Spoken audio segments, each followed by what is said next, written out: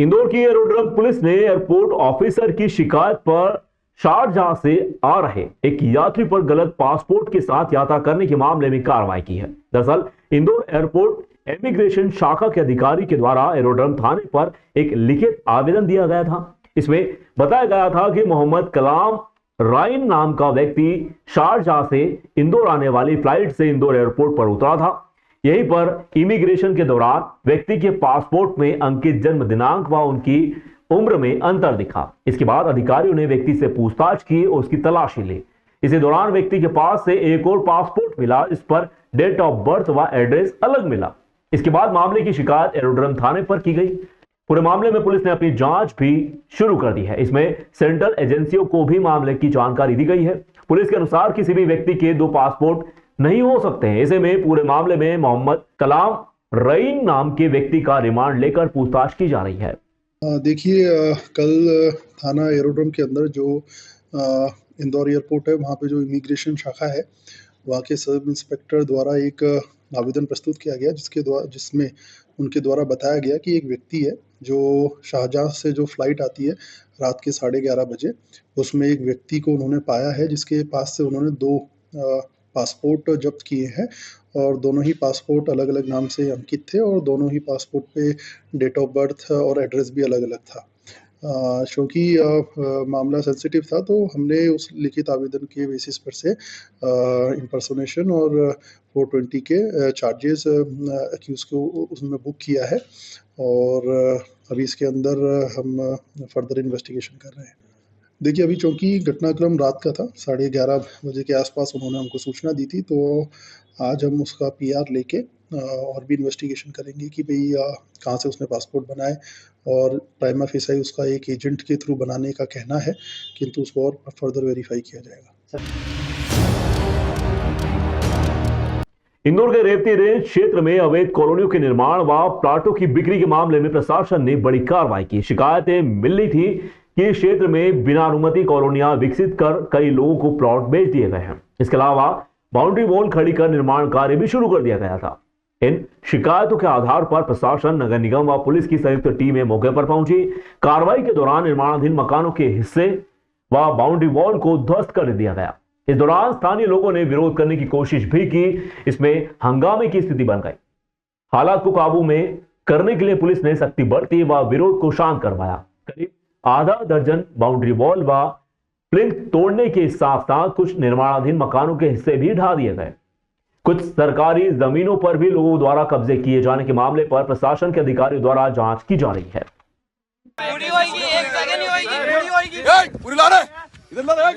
हटा इनको यहाँ से, हटा, बंद करा इनको, बंद करा उसको, कौन है?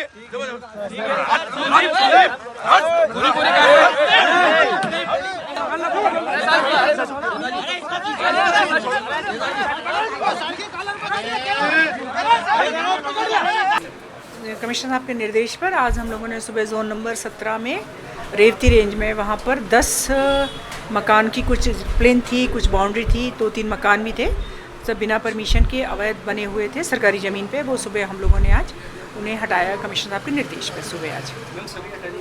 हाँ, अभी और भी हैं वहाँ पे, लेकिन आज सुबह हम लोगों ने 10 हटाए हैं और प्लिंथ भी थी और उनमें कोई रहवास नहीं था। प्लिंथ बन रही थी, बाउंड्री वाल थी और 2 में लगभग कंप्लीट होने की स्थिति में थी। तो ऐसे करके 10 हम लोगों ने अवैध निर्माणों को सुबह हटाया है। नगर निगम में मंगलवार को आयोजित जनसुनवाई में महिलाओं ने जोरदार विरोध प्रदर्शन किया। यह महिलाएं प्रधानमंत्री विश्वकर्मा योजना के अंतर्गत सिलाई मशीन के लिए आवेदन कर चुकी थी। हालांकि आवेदन जमा करने के बावजूद निर्धारित समय सीमा में सिलाई मशीन नहीं मिलने से नाराज महिलाओं ने नगर निगम पहुंचकर अपनी नाराजगी व्यक्त की। सिलाई मशीन न मिलने की समस्या पर महिलाएं काफी समय से शिकायत कर रही थी। उनका कहना था कि योजनाओं के वादों पर अमल नहीं किया जा रहा है। नगर निगम के अधिकारियों ने स्थिति स्पष्ट करते हुए कहा कि तकनीकी समस्याओं के चलते आवेदन फॉर्म का सत्यापन नहीं हो सका है। उन्होंने बताया कि समस्या के समाधान के लिए संबंधित विभाग को सूचित कर दिया गया है। अधिकारियों ने यह भी आश्वासन दिया है कि आने वाले 15 दिनों के भीतर तकनीकी खामियों को दूर कर योजनाओं का लाभ पात्र लाभार्थियों तक पहुंचाया जाएगा।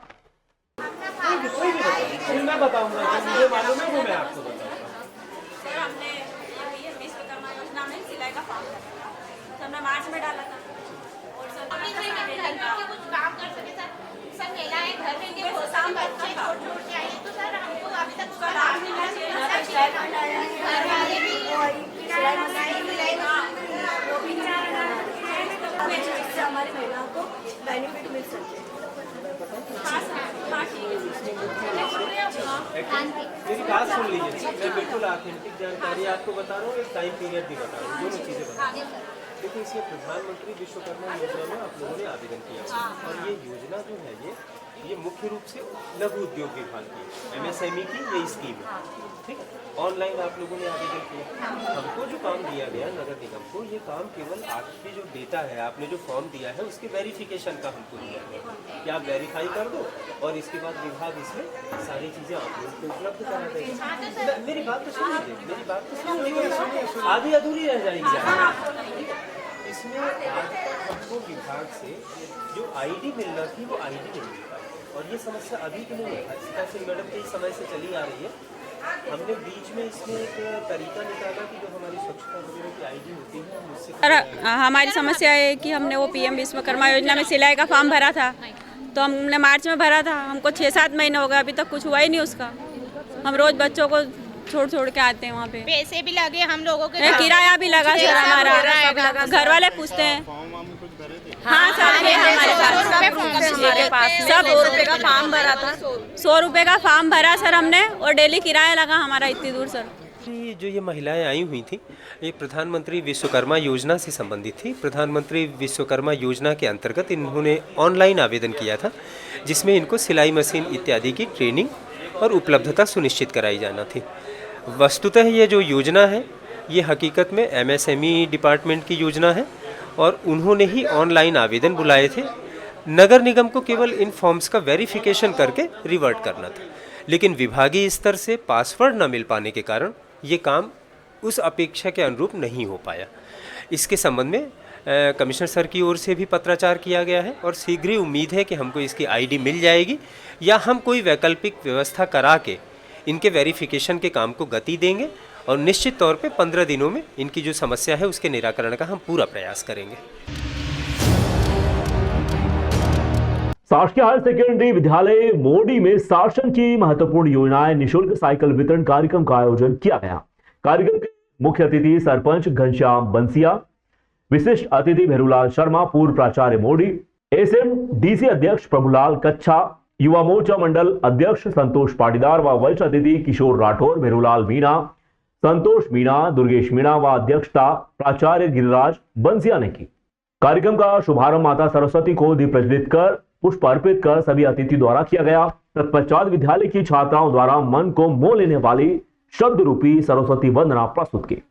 विद्यालय परिवार द्वारा सभी अतिथि व जनप्रतिनिधियों का पुष्पमालाओं द्वारा स्वागत किया गया। कक्षा 9वीं के 105 बच्चों को निःशुल्क साइकिल वितरित की गई। साइकिल पाकर छात्र छात्राओं के चेहरे पर प्रसन्नता से खिल उठे, मानो उनके मन की मुराद पूरी हो गई हो। अतिथियों द्वारा छात्र छात्राओं को शुभकामनाएं प्रेषित की गई और कहा गया कि अब उनके गांव से विद्यालय की दूरी शिक्षा में बाधा नहीं बनेगी। अब आप हंसते खेलते सभी एक साथ समय पर विद्यालय जा सकते हैं।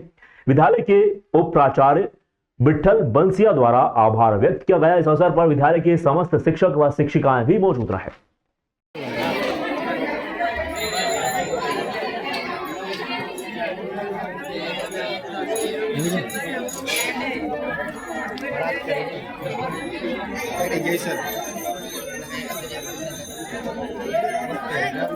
शर्मा को नहीं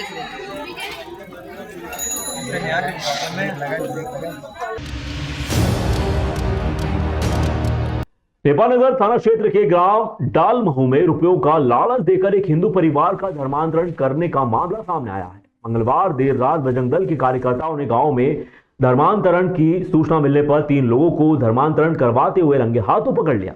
जानकारी लगते ही मौके पर भारी संख्या में इकट्ठा हुए ग्रामीणों की भीड़ लग गई। ग्रामीणों द्वारा नावरा पुलिस चौकी पर घटना की जानकारी दी गई। पुलिस द्वारा 3 आरोपियों के खिलाफ धार्मिक स्वतंत्रता अधिनियम की धाराओं के अंतर्गत प्रकरण पंजीबद्ध कर आरोपियों को गिरफ्तार कर लिया गया है। अरे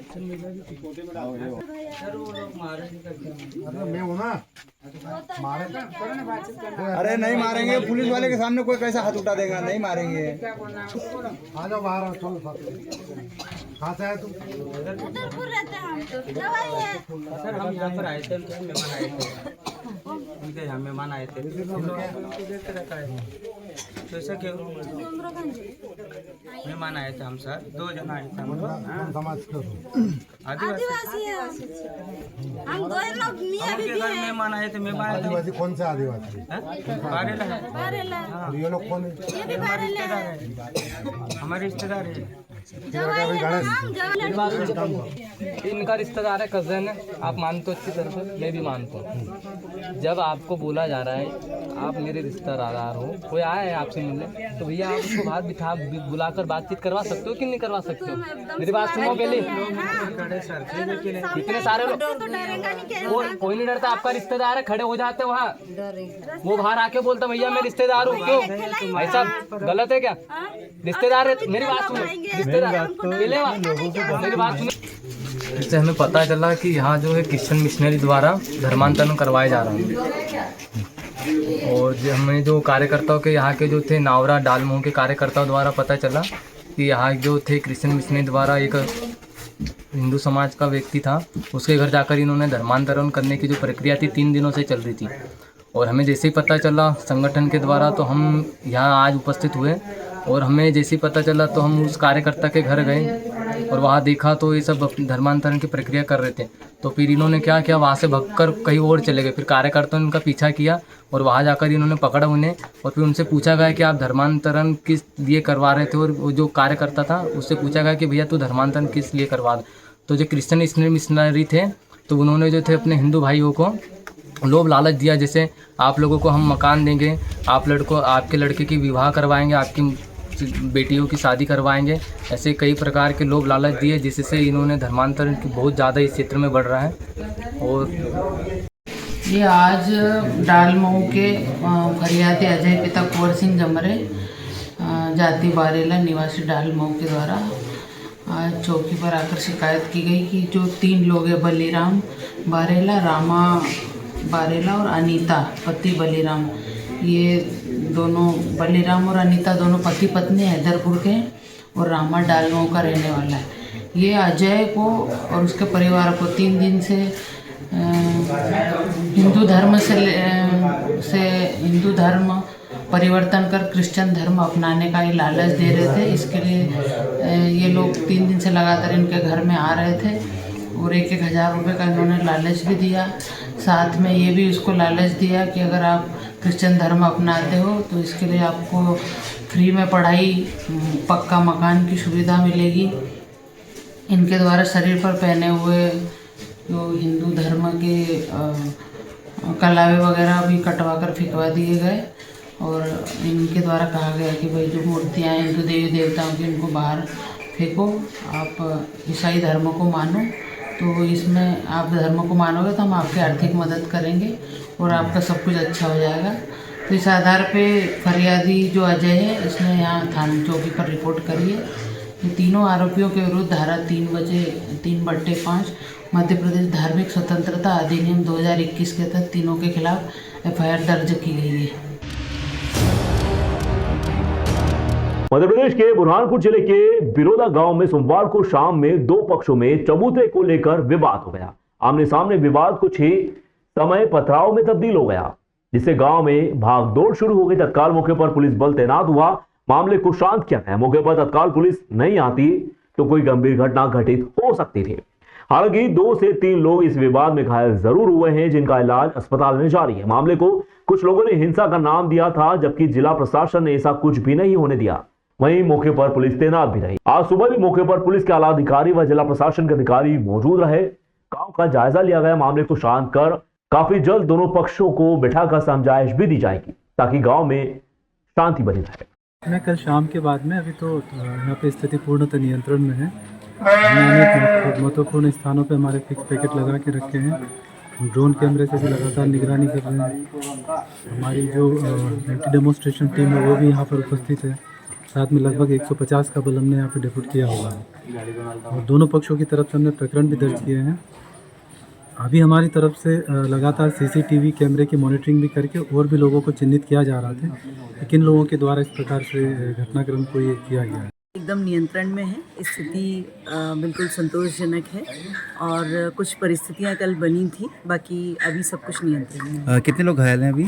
2 लोग घायल हैं जिनका इलाज चल रहा है और वो भी मतलब ऐसा कोई बहुत गहरी चोट नहीं है, उन्हें कंट्रोल में। मैम कितना फोर्स इस गांव में भी मौजूद है? फोर्स गांव की आबादी के हिसाब से फोर्स लगाया गया है, तो फोर्स काफ़ी ज़्यादा संख्या में लगता है। समाधान के लिए दोनों पक्षों से बातचीत करके और निराकरण किया जाएगा, जिससे कि आगे फिर विवाद न हो। दोनों पक्षों को जो है विश्वास में लेकर और इस तरह का काम किया जाएगा कि दोनों पक्ष अपनी पूजन अर्चन भी कर सकें और कोई दिक्कत ना हो। नेपाल लिमिटेड द्वारा लीज रेट बढ़ाए जाने के विरोध में व्यापारी संघ द्वारा आज नगर बंद का आह्वान किया गया। नेपाल लिमिटेड द्वारा व्यापारिक प्रतिष्ठानों के किराए में बेतहाशा बढ़ोतरी करने के विरोध में बंद का निर्णय लिया गया। सुबह से ही नगर के मातापुर बाजार व बुधवारा बाजार क्षेत्र में व्यापारियों ने अपने प्रतिष्ठानों को बंद करके विरोध दर्ज करवाया। अति आवश्यक वस्तुओं की दुकानों को बंद से बाहर रखा गया। गौरतलब है कि नेपाल लिमिटेड द्वारा नगर के व्यापारियों को नोटिस जारी कर लीज रेंट के नाम पर किराया बढ़ोतरी की जा रही है। इसके विरोध में व्यापारी संगठन द्वारा नेपाल लिमिटेड CMD से चर्चा भी की गई, जो बेनतीजतन रही थी। स्थानीय विधायक व सांसद की दखल के बावजूद भी जब नेपाल लिमिटेड प्रबंधन ने लीज रेंट के किराए में संशोधन नहीं किया, तब व्यापारी संगठन ने नगर बंद का फैसला लिया। बंद के दौरान व्यापारी संघ नगर में मौन रैली निकालकर नेपाल लिमिटेड के मेन गेट पर पहुंचकर नेपाल लिमिटेड प्रबंधन को लीज रेंट में संशोधन के लिए ज्ञापन सौंपने पहुंचे। तो सर ये ज्ञापन है प्रति अध्यक्ष महोदय लीज नवीनीकरण के संबंध में महोदय हमसे व्यापारी बंधु आमजन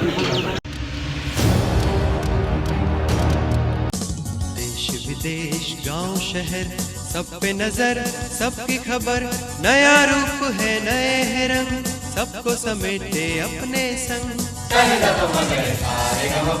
आपका अपना शहर का सपना दैनिक अवंतिका, दैनिक अवंतिका, दैनिक अवंतिका। राजनीति फिल्मी बातें सब कुछ ही हम इसमें पाते, घर होटल ऑफिस या दफ्तर, क्लर्क प्यून या हो फिर अफसर, सबका चहेता सबका प्यारा दैनिक अवंतिका, दैनिक अवंतिका, दैनिक अवंतिका।